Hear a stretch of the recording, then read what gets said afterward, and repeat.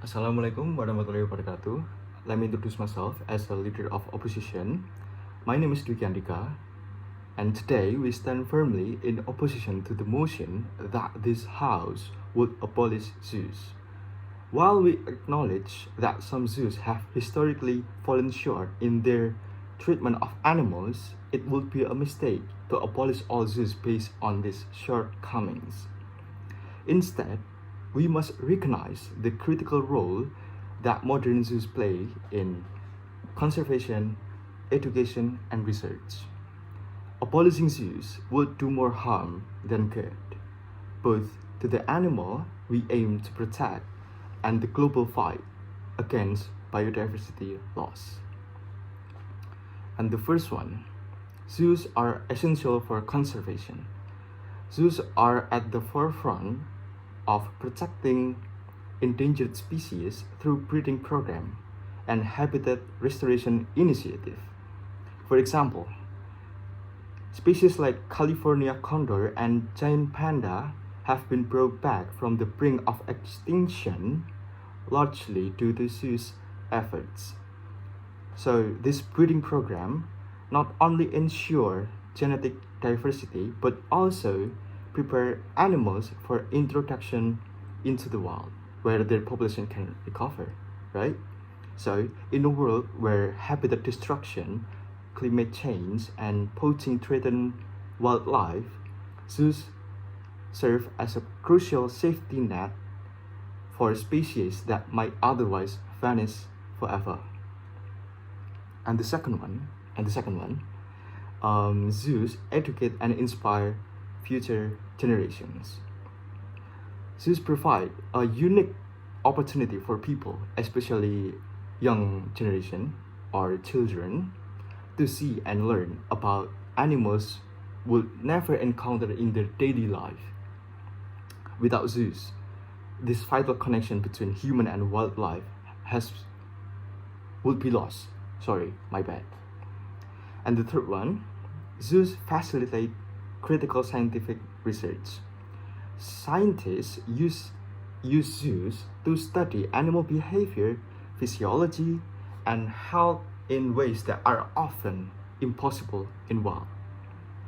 This research leads to breakthrough in wildlife medicine and conservative strategies.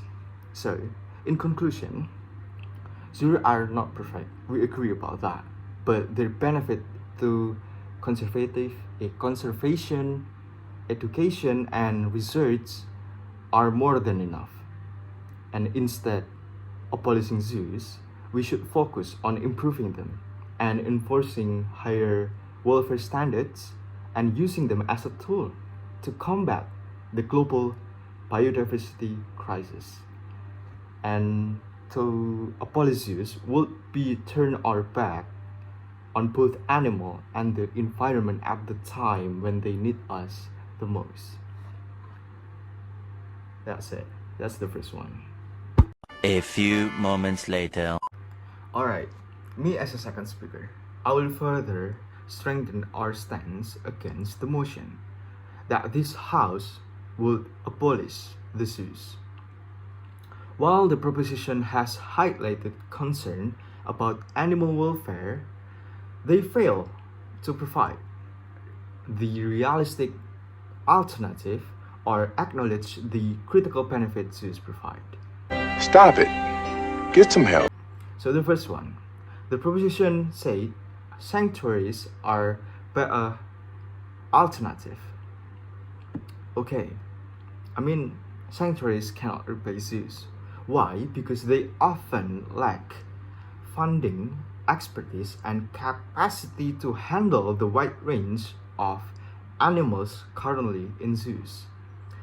And the second one, sanctuaries focus on care but rarely contribute to education, conservation, and research. scientific research on the same scale as Zeus. And then the second one, the proposition said animal belongs in the wild, not in captivity. Well, we agree about that animals thrive best in their natural habitats. The reality is that many species' habitats are being destroyed by who? By the human activities, such as deforestation, poaching, and climate change. So on this case, the role of the zoos serve as a safety net for species that cannot survive in the wild. So, releasing all animals from zoos would condemn many deaths to the lack of survival skill and fragmented habitat or predation. So, we back to the point one. So this is the fun fact that zoos does. The first one, zoos as economic and social asset. Zoos generate significant revenue through tourism, which fund conservation projects and create jobs. Abolishing zoo would strip communities of this economic benefit, particularly in developing regions where ecotourism plays as a major role. And the second fun fact is education and cultural value. So beyond this individual learning experience, zoos raise awareness on societal level. For example, campaign about plastic pollution and illegal wildlife. Trade reach millions of zoos visitors annually, fostering collective action forward environmental issues. So in conclusion, Your Majesty, and for all the speakers, the proposition has failed to provide a feasible alternative to critical function zoos fulfill. So the modern zoos are indispensable for conservation, education, and research. And the last but not least, the global economy. So rather than abolish them, we need to expand their conservation efforts. Okay, I'm back. Me as a third speaker. Your Majesty and ladies and gentlemen, we proved that zoos save endangered species and contribute to global conservation. And the second one, zoos inspire empathy and educate millions people about wildlife. And the last is zoos advance scientific research that benefit to animal everywhere. One eternity later. Okay, the last one. So, in conclusion, the proposition has failed to offer a viable alternative to the role that zoos play in conservation, education, and research. Abolishing zoos would not only result in the loss of critical conservation program, but also deprive future generation of the opportunity to connect with wildlife and learn the importance of protecting our planet biodiversity. So rather than abolishing zoos, we should focus Okay.